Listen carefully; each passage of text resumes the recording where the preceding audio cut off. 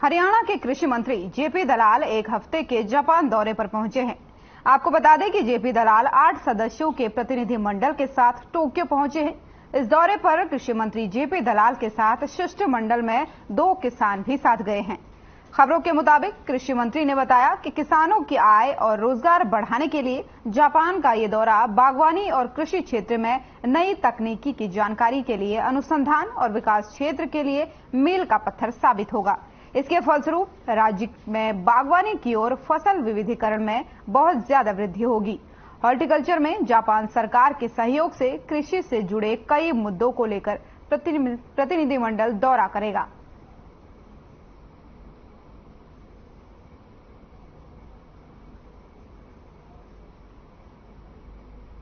आज जापान की सत्ता मार्केट के अंदर हमारा डेलीगेशन आया और सारा यहाँ पर किस तरह से ट्रेनिंग होती है, कैसी क्वालिटी होती है वो देखी। और जब जापान की सबसे बड़ी मार्केट है, इसमें लगभग 17-18 हज़ार करोड़ रुपये का सालाना कारोबार हो रहा है और हर चीज़ बिल्कुल ट्रेडिंग, शॉर्टिंग, पैकेजिंग करके काम होती है, खुले में कुछ नहीं।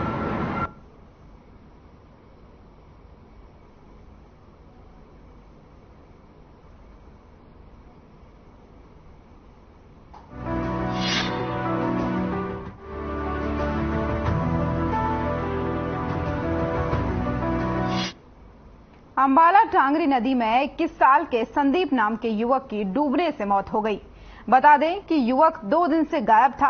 पीड़ित परिवार गृह मंत्री अनिल विज के निवास स्थान पर पहुंचा और उनसे युवक के डूबने की बात कही, जिस पर गृह मंत्री अनिल विज ने शोक व्यक्त किया है।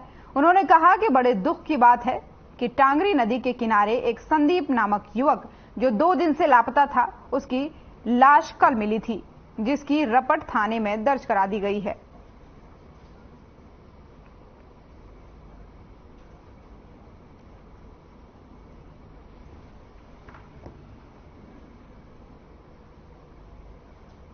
टांगरी किनारे का संदीप नाम का एक 21 साल का व्यक्ति 2 दिन से गुमशुदा था। उसकी रपट दर्ज कराई हुई थी थाने में, तो कल उसकी रात को लाश मिली है।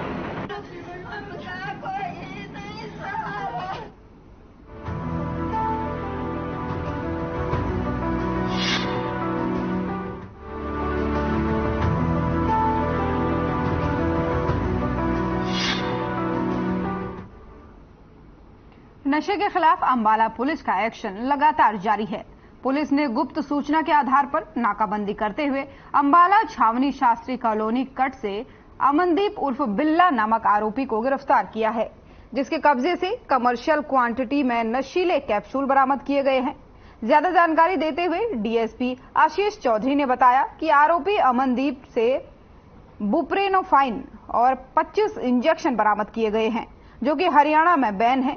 आरोपी अमनदीप पर पहले से ही कई मुकदमे दर्ज हैं। फिलहाल ये नशीले कैप्सूल कहां से लेकर आया था और कहां देने जा रहा था, इसका पता लगाया जा रहा है। आरोपी को 1 दिन के लिए रिमांड पर भी पुलिस द्वारा ले लिया गया है।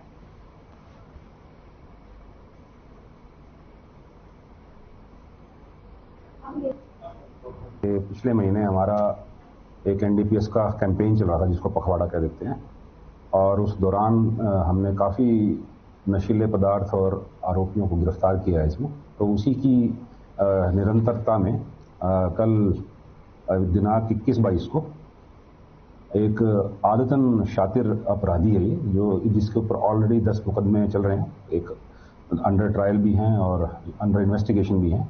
तो ये इसी चीज़ का ही सप्लायर है मेन।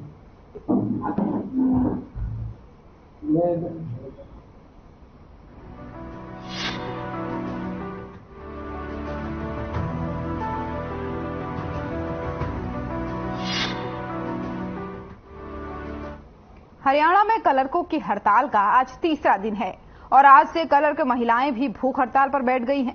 महिलाओं का कहना है कि हम भी अपना योगदान इस हड़ताल में दे रही हैं, क्योंकि हमारे बेसिक वेतनमान 19,900 में घर का गुजारा करना मुश्किल है। इसलिए हम लगातार 20 दिन से हड़ताल पर हैं और पिछले 3 दिनों से हम भूख हड़ताल पर हैं और हमारी मांग है कि हमारा बेसिक वेतन 35,400 किया जाए। सरकार से कई दौर की वार्ता हुई है। सरकार के जो प्रतिनिधि हैं वो तो मानते हैं कि हमारी मांग जायज है, परंतु इस मांग को अमली जामा नहीं पहनाया जा रहा है। इसलिए जब तक सरकार हमारी मांग 35,400 की नहीं मान लेती तब तक यह हड़ताल जारी रहेगी और आने वाले समय में आंदोलन और बड़ा किया जाएगा।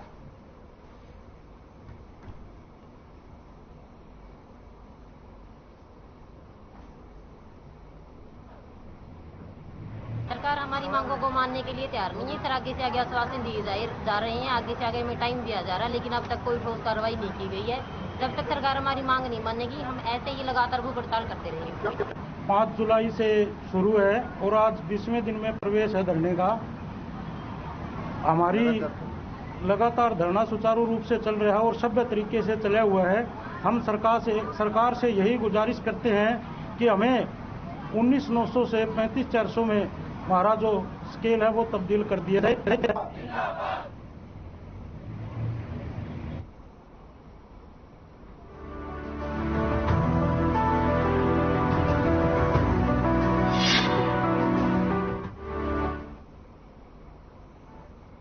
खबर कुरुक्षेत्र से है, जहां गीता ज्ञान संस्थानम में 18 श्लोकी 1.25 करोड़ गीता पाठ अभियान और जियो गीता ऐप वैश्विक अभियान का लोकार्पण किया गया। कार्यक्रम में बतौर मुख्य अतिथि हरियाणा के राज्यपाल बंडारू दत्तात्रेय पहुंचे, जहां उन्होंने कहा कि जियो गीता ऐप के माध्यम से गीता के उपदेश विश्व के कोने कोने तक पहुंचेंगे। गीता मनीषी स्वामी ज्ञानानंद महाराज के प्रयासों की प्रशंसा करते हुए उन्होंने कहा कि स्वामी ज्ञानानंद महाराज के प्रयासों से आज पूरे विश्व में पवित्र ग्रंथ गीता के उपदेशों का प्रचार प्रसार हो रहा है। आपको बता दें कि गीता मनीषी स्वामी ज्ञानानंद महाराज ने कहा है कि 15 भाषाओं में जियो ऐप गीता की लॉन्चिंग की गई है और ये देश भर की 15 भाषाओं में मिलेगा। देश के हर प्रांत में ये ऐप देखा जाएगा और श्रीमद् भागवत गीता प्रेमी लोग इस जियो गीता ऐप से जुड़ सकेंगे। ऐप निशुल्क रहेगा, बाकी सब लोग गीता पढ़ें और गीता से जुड़ें।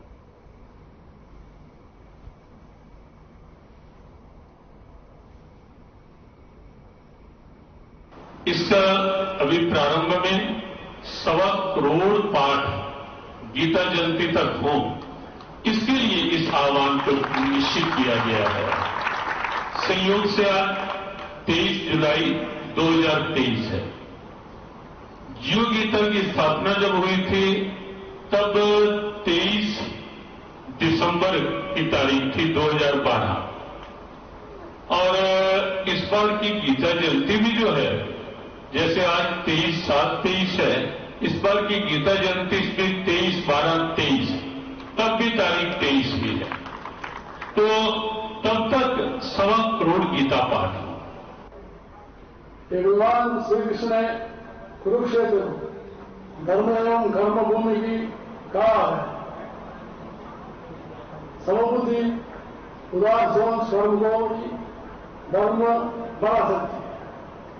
इस श्लोक में जो भावार्थ भी है और उसको हम ध्यान में रखने की बात है। ये कोई भेद बुद्धि नहीं रहना चाहिए और पक्षपातपूर्ण भी नहीं, भेदभाव नहीं, पक्षपातपूर्ण नहीं, संकीर्ण सोच नहीं और रहमान से द्वेष भी नहीं। स्वामी जी के अथक प्रयासों के फलस्वरूप आज भगवत गीता का संदेश पूरे विश्व में भी पहुंच रहा है और न केवल अपने देश के लोग अपितु विदेश के लोग भी गीता के संदेश को महानता से अपने जीवन में अपना रहे हैं।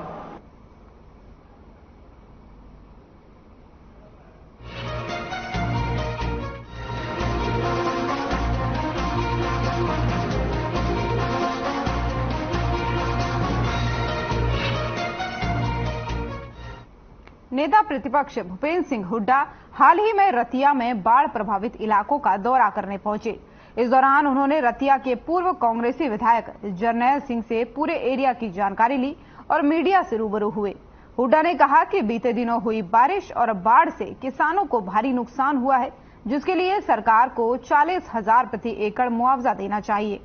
हुड्डा ने तंज कसते हुए कहा है कि आपदा की घड़ी में लोगों को पोर्टल की नहीं, मुआवजे की हकदार है। उन्होंने कहा कि हिमाचल सरकार की तर्ज पर हरियाणा सरकार को भी केंद्र से राहत पैकेज की मांग करनी चाहिए।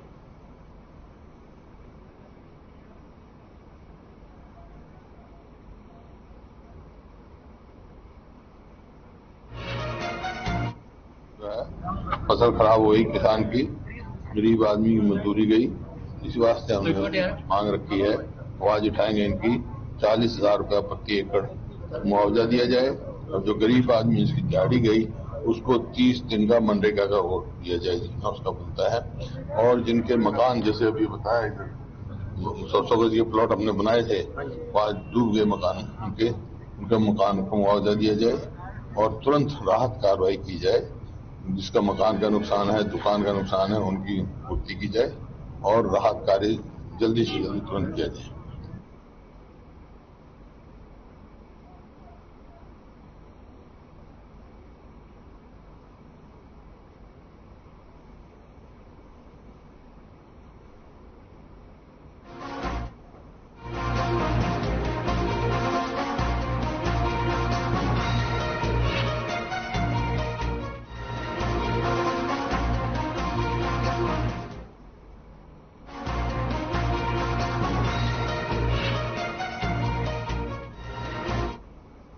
बहादुरगढ़ के हार्दिक अहलावत ने नासिक में आयोजित हुए champion of champions national taekwondo प्रतियोगिता में स्वर्ण पदक हासिल कर प्रदेश का नाम रोशन किया है।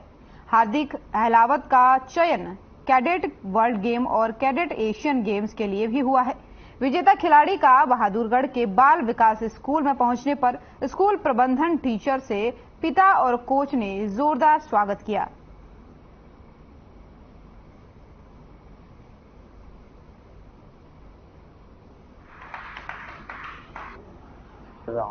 ये चैंपियनशिप नासिक में हुई थी, चैंपियन ऑफ चैंपियन की फाइनल, इसमें मेरा गोल्ड मेडल आया है। तो अब मेरा सिलेक्शन हो गया कैडेट वर्ल्ड ताइक्वांडो चैंपियनशिप और एशियन ताइक्वांडो चैंपियनशिप के लिए। जो कैडेट वर्ल्ड ताइक्वांडो चैंपियनशिप है वो बोस्निया में होगी 2023 में और एशियन ताइक्वांडो चैंपियनशिप है वो लेबनान में होगी। मुझे बहुत ज़्यादा खुशी हो रही है और मैं शुभकामनाएं दूंगा इसको और आने वाले गेम्स में भी ये मेडल लेके आएगा, मुझे ऐसा विश्वास है। बहुत मेहनत कर रहा है और इसकी मेहनत सफल होगी।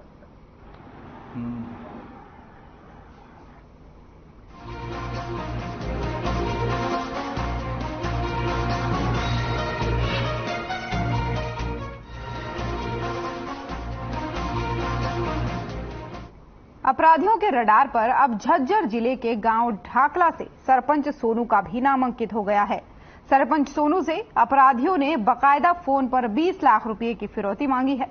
फिरौती की रकम न दिए जाने पर गंभीर परिणाम भुगतने की धमकी भी दी गई है। जैसे पुलिस के संज्ञान में यह मामला आया तो पुलिस ने इस मामले में त्वरित कार्रवाई करते हुए मुख्य आरोपी संदीप को काबू कर लिया।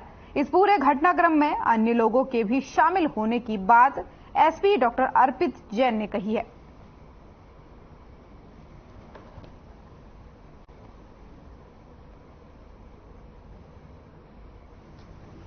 ये जो ढाकला सरपंच से फिरौती मांगी गई थी 20 लाख के आसपास और अक्षय पालड़ा का उसमें नाम लिया गया था, तो उस पर कार्रवाई करते हुए हमने जो मुख्य अभियुक्त है संदीप करके उसको अरेस्ट किया है। और अभी और भी इसमें लिंक आए हैं सामने कि और भी लोग इसमें इन्वॉल्व थे, तो उनको भी शीघ्र अरेस्ट किया जाएगा। और संदीप का पुराना भी क्रिमिनल रिकॉर्ड है, 3 इसमें मुकदमे दर्ज हैं अन्य जिलों में, झज्जर में कोई मुकदमा दर्ज नहीं।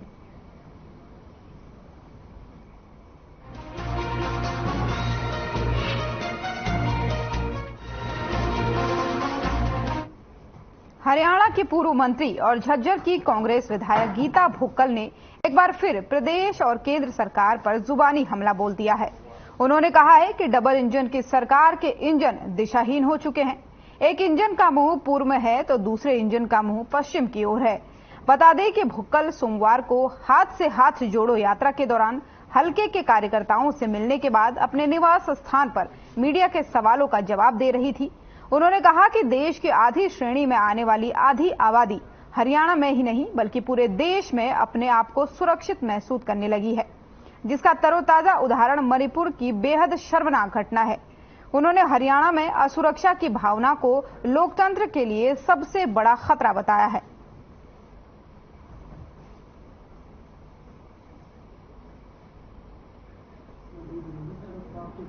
डबल इंजन की सरकार है कि एक इंजन उत्तर में है, एक पश्चिम में है। सरकार चल नहीं पा रही है, सरकार पूरी तरह से फेल है। न केवल महिलाएं असुरक्षित हैं, आज माहौल बहुत डरावना बन गया है। महिलाएं अपने घर से और घर के बाहर भी सुरक्षित नहीं है, शिक्षण संस्थाओं में सुरक्षित नहीं है, अपने जॉब पे जाती हैं वहां पर वो सुरक्षित नहीं है। इज्जत आबरू उनकी लूटी जा रही है, उन पे अटैक किए जा रहे हैं और असुरक्षित श्रेणी में आज हमारा हरियाणा आ गया है। पूरे देश का माहौल इस तरह से बनता जा रहा है, जो कि बहुत ही चिंता का विषय है।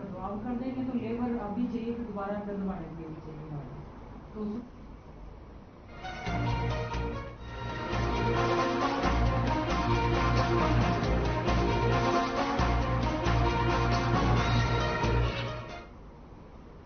रेवाड़ी में एक अधिवक्ता की थाना प्रबंधक द्वारा पिटाई का मामला तूल पकड़ता जा रहा है, जिसे लेकर अधिवक्ता उक्त पुलिस अधिकारी के खिलाफ लगातार एफआईआर दर्ज कर कानूनन कार्रवाई की मांग कर रहे हैं। पूरे प्रकरण को लेकर न्याय की मंशा से जिला बार एसोसिएशन के अधिवक्ता शुक्रवार को गृह मंत्री अनिल विज से मिले, जिस पर गृह मंत्री ने मामले की गंभीरता को देखते हुए उसी वक्त रेवाड़ी पुलिस अधीक्षक को फोन कर जांच के निर्देश दिए।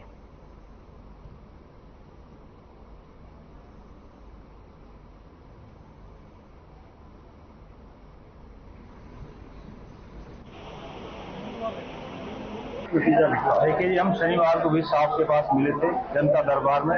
हमने अपनी बातें उनको सताई, पूर्ण रूप से उनको समझाई, उनको बकायदा सीसीटीवी कैमरा भी दिखाया कि हमारे पास कैमरा है। उन्होंने सीसीटीवी कैमरा देखा, इसमें कि साफ आ रहा है कि जो पुलिस एसएचओ साहब उनके थप्पड़ मार रहे हैं। और भी साहब ने तुरंत ऑर्डर कर दिए कि भाई देखो, आप इन्वेस्टिगेशन करते रहे, लेकिन पहले पर्चा दर्ज करो। अगर इसकी गलती थी तो इसके खिलाफ मुकदमा दर्ज करना था आपने। ये किसने हक दिया है कि उसको थप्पड़ मारने का? गृह मंत्री से मिलने के बावजूद भी जिला प्रशासन के कानों पे जू नहीं रेंगी है और उन्होंने साफ डायरेक्शन दी गई थी एसपी महोदय जी को कि पहले पर्चा दर्ज करो, मुकदमा दर्ज करो, उसके बाद आप तफ्तीश करते रहना।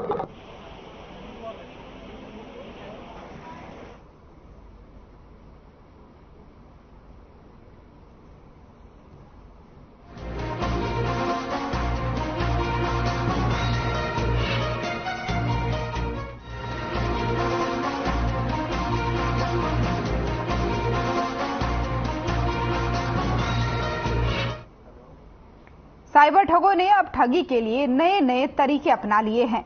इसी कड़ी में नारनौंद उपमंडल के गांव राजस्थल निवासी बिजली उपभोक्ता सोनू के साथ भी बिजली के कनेक्शन काटने को लेकर ठगी करने की कोशिश की गई, जिसकी शिकायत उन्होंने बिजली निगम कार्यालय में पहुंचकर दी। गांव राजस्थल निवासी सोनू ने कहा कि मेरे फोन पर कल मैसेज आया कि आपका सुबह 9 बजे तक कनेक्शन काट दिया जाएगा और कहा कि आप अपने बैंक खाते की डिटेल और आधार नंबर मुझे दो, नहीं तो आपके घर का बिजली कनेक्शन काट दिया जाएगा।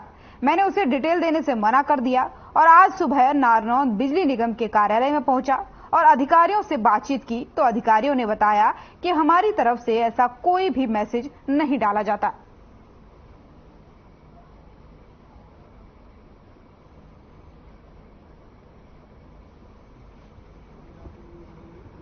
मेरे पास कल मैसेज आया था कि उसमें लिख रखा था कि आपका बिजली का कनेक्शन कल 9 बजे 9:30 बजे काट दिया जाएगा। तो मैंने उससे बात की तो उसने मेरे से बैंक डिटेल मांगी वगैरह वगैरह। तो फिर मैंने उससे झांसी में नहीं आया, बैंक डिटेल देने से मना कर दिया। तो आज मैं बिजली वालों के पास में ऑफिस में आया हूँ तो सर ने बोला कि ये सब फर्जी है, फ्रॉड है, तो इसीलिए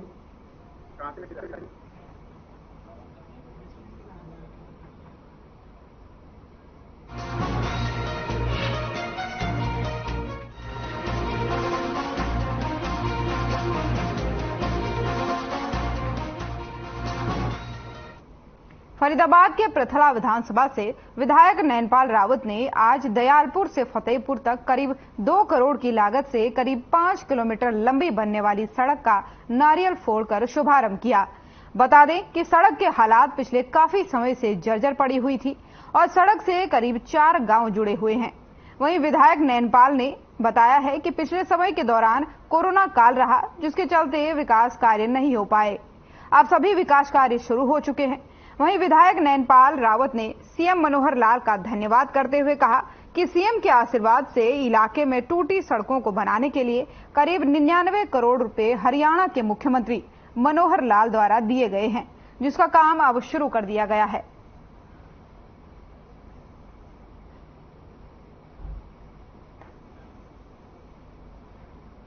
एक बहुत पुरानी सड़क जो हमारे कम से कम 10 से 12 गांवों को जोड़ती है, आए दिन का आना जाना है और किन्हीं कारणों से 2-3 बार इसका जो ना टेंडर हमें रिवाइज कराना पड़ा और अब ये लगभग 15 साल से ये सड़क बनी नहीं थी। मतलब ये समझिए कि इस पर सड़क नाम की चीज नहीं रह गई थी, लेकिन इसको मंजूर करा करके माननीय मुख्यमंत्री महोदय की मेहरबानी से जो 99 करोड़ रुपया हमारा मंजूर सड़कों के लिए हुआ था, उसमें से लगभग 2 करोड़ रुपया ये दयालपुर से बहवलपुर और फतेहपुर ब्लॉक को जोड़ती है। आपका डढ़ोली गांव भी इस पे आता है।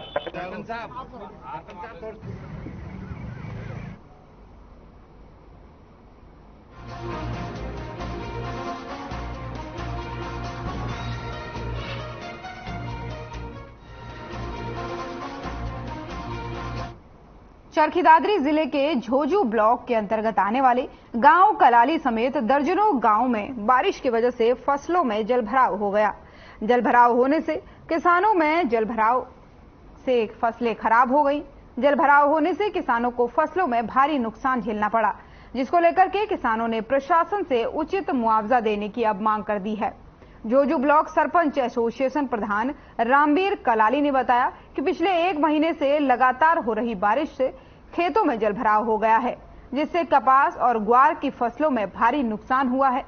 वहीं रामवीर कलाली ने बताया कि फसलों में जलभराव होने की वजह से किसानों को आर्थिक नुकसान हुआ है, इसलिए किसानों ने प्रशासन को स्पेशल गिरदावरी करवाकर किसानों को उचित मुआवजा देने की मांग की है, जिससे किसानों को हुए नुकसान की भरपाई हो सके।